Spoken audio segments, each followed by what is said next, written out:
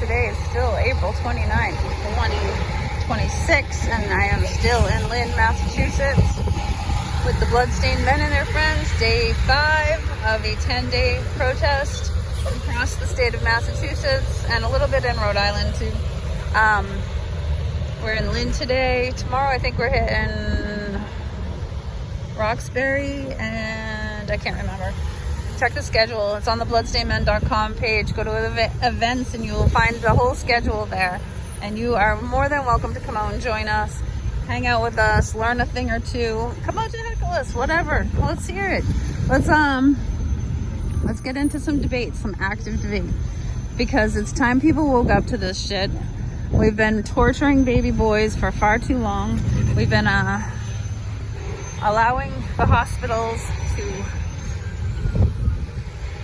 literally sexually assault, causing permanent damage to the genitals of baby boys for generations. And it's time we woke up to this shit and stopped it and started protecting our children.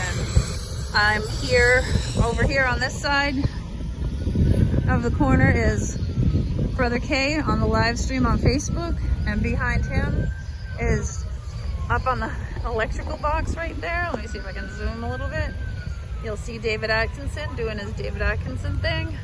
He used to hop up on the electrical boxes all the time. That was his go-to thing. He hasn't done it in a while, so I showed him an old picture this morning. He's like, oh, I used to do that a lot, didn't I? And so he jumped up on the box today. Got a perfect one for him to be up on. Not sure how well you can see that because he's pretty far away. On the other side of the street, that far corner,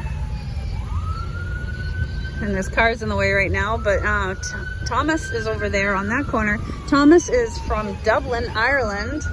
He has come to join the Bloodstained Men and stand out in protest of this, even though it is not generally done in Ireland. He's coming here to help Americans and help Americans end this shit. So he's taking his vacation time, his energy, his time, his money to come over here. There's a little bit of excitement here. A loud bit of excitement there. So yes, that's Thomas over there. I don't know if you can see him either. I don't want to zoom in because I'm holding a sign in my other hand. And it's very windy out here today, so I don't want the sign to blow away. If I let go of it, it's gonna fly. So, yeah, the sign I'm holding here, penis cutting is a sex crime. And I'm standing by the big banner again, circumcision, cruelty to boys. So I'm babysitting the big banner. We also have this one over here, circumcision damage is permanent. I think the stop cutting, yeah, I've got this on the other side, stop cutting baby penis, but the sex crime one plus the permanent damage one I think kind of hits home. I've actually seen a lot of people coming by here. Oh, did he? They're going, oh geez, I did pull out my camera just in time. I'm on the wrong side of the street for it though. So the police are over there talking to the Bloodstained Men. I had a feeling that the Lynn cops would be a bit of assholes. But if the traffic thins out a little, I'll try and go over it.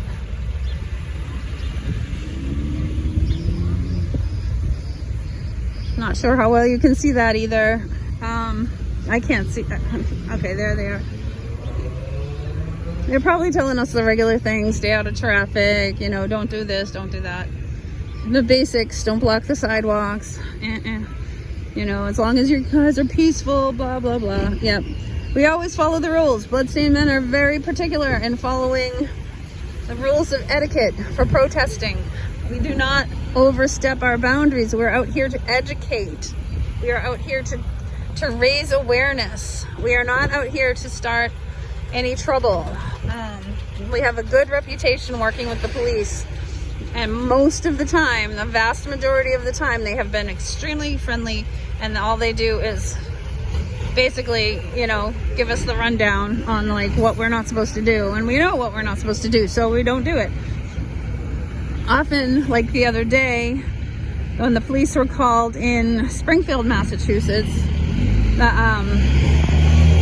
the only thing they talked about was people calling in saying we were grabbing our crotches, which was a lie, a complete and utter lie. People making shit up, but the cop had to come out anyways.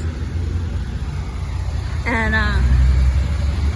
it looks like the cops already left. I don't see him talking anymore, but I see the blue lights through this car here a little bit. It's really not going to be easy to film that because there's so much traffic going on. Oh, and Brother K's over here, so I don't know who he's talking to. He must have been talking to Daniel. And this giant truck's going to be right in the way here. But yeah, there's Matt over there and Alana.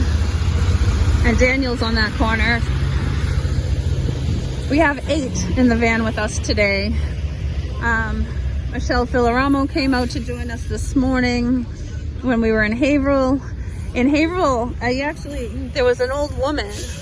I was holding you deserve your whole penis sign, and Michelle was holding a circumcision is medical fraud sign. And this old woman in a wheelchair came by, and she rolled up to us and she said, I like my circumcised cock. It should have been your choice how much of your penis you get to keep. Sorry. Yeah, so this old woman comes and she read the signs out loud. So she read, you deserve your whole penis, and that last yell made me cough. Hold on. Excuse me. Ah, bad. But it's hilarious to cut children. It's hilarious. You strap a baby down and probe him with a probe and cut the best part of his penis off with a whole penis, not a broken one.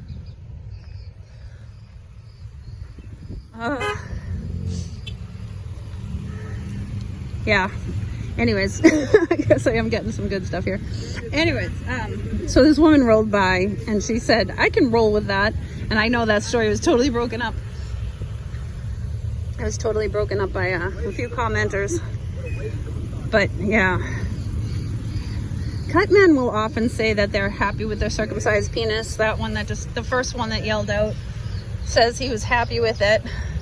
So back in, I don't know, 2016, I think I told this story the other day, so pardon me if I'm repeating myself, but me and David Atkinson were out in Boston, and a young man came by and he said, I'm glad I have a circumcised penis, or whatever, like whatever variation of that you want to say. And I said, oh really, was it your choice? And he said, no, it was my mother's choice. And I said, oh really, how often does your mother use your penis? And he like nearly choked on on himself, and like that was how the not your mother's penis, it's not your mother's penis sign came about. But seriously, how often does your mother use your penis? Why should your mother get to make a choice about your sex life in the future? You know, why would she have the right to do that? She doesn't. I used to be one of the people that thought this is a parent's choice. It's not a parent's choice. You do not have the choice to cut parts of your children. And just like would you go to jail if you like cut off their finger or their toe or their ear? You'd be freaking arrested. You'd be like put in a psych ward if you did that shit. What's different about it? So seriously, people, wake the fuck up with this. You're strapping a baby to a board and then rubbing. So this is how it goes. This is how it goes. I'll tell you right now. You strap the baby to the board. The board is designed with arm and leg restraints, and it is also designed to arch the penis upwards towards the sky so that the doctor has a better view of it. And then the nurse comes along with iodine and a cotton or swabs, gauze or whatever, starts rubbing the iodine on the baby's penis, often leading to erection. Yes, newborns can get erections. So the baby is lying there, strapped naked to a board, cold, scared, never experienced life before. The nurse comes along, starts rubbing it, which is a pleasurable sensation. And then sometimes they use nerve block. Most of the time they don't wait till it works. Not all of the time do they use it. They also will use sugar water and call it anesthesia. Babies are not allowed to get anesthesia, so the only thing they can use is a nerve block with a needle, which also is excruciatingly painful. But most doctors are, actually most OBGYNs who are doing this, do not wait long enough for it to actually kick in. They hit the needle and then they start the cutting before any numbness comes along. So the needle hurts and then the cutting hurts even more. And then they take a probe and they manually insert it inside of the foreskin, which is adhered to the glands of the penis, because it is not supposed to be open. It's like a little girl's hymen. Your sex organs are not supposed to be fully functional at birth. They're supposed to be protected until you're old enough to use them. So when you're washing your baby's penis, you're washing it like a finger. You're not retracting. When you retract, you're introducing bacteria, you're causing damage, you're causing ripping. This is a probe that actually does this on purpose. And then they clamp, cut, and crush the foreskin away. And the baby will often cry so hard that they'll end up passing out from shock. And then the doctor hands you back your baby saying, oh, he was fine. He slept right through it. Wake the fuck up, people. This is not okay. This is seriously not okay. So, yeah, rant. There's my rant. I didn't mean to make this very long, but I think I'm going to stop here. My cell phone's getting old and I am on the road, so I have to use hotel Wi-Fi to get these up, and it's not always easy. So anyways, I think I'm going to call this one. Who knows, I might be back later, or I'll see you tomorrow. Love you all. Take care. Be sure to like, share, subscribe. You know, do the thing. Bye.